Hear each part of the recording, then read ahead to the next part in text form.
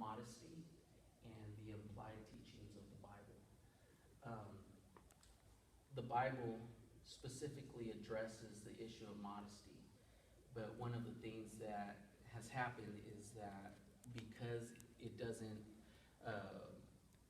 fully define what modesty is, different cultures have set their own standards, and from culture to culture, modesty tends to change.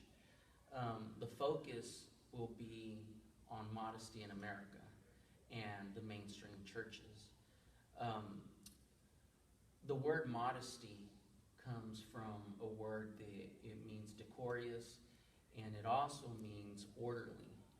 And so the Apostle Paul, when instructing Timothy in the Bible, what he was telling him was that women should dress modestly and that they should avoid extravagant apparel. It's interesting because he directly links it with apparel, meaning the way you dress. And Dr. Coco, Greg Coco, in his book Tactics, he addresses that we Christians are ambassadors for Christ.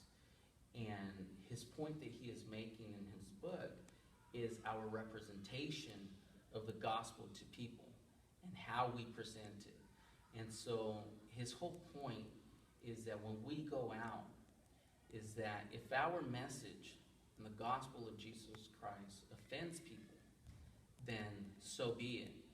However, our behavior, our manner of being, or our mode of dressing should not be offensive. People should not be offended by the way we present ourselves or the way we behave. When you look at the modern church, there are different views on modesty. You have conservative mainstream churches where they have strict rules because some of them came out of the holiness movements and the holiness Methodist churches and things like that, where they set certain standards about how men should dress and how women should dress.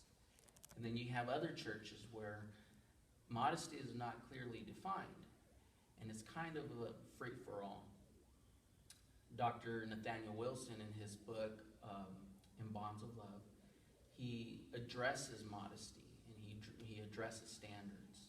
One of the points he makes is that Christians dress the way they dress, live the way they live, especially those who love holiness and live a holiness lifestyle.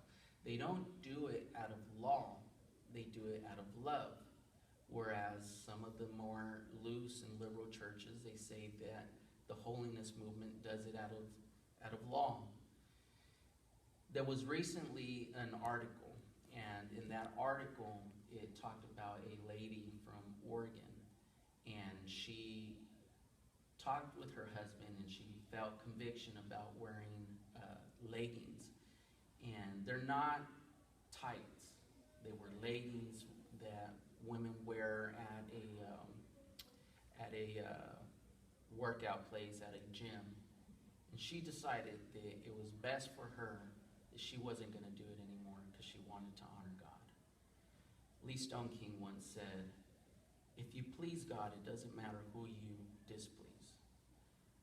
But if you displease God, it doesn't matter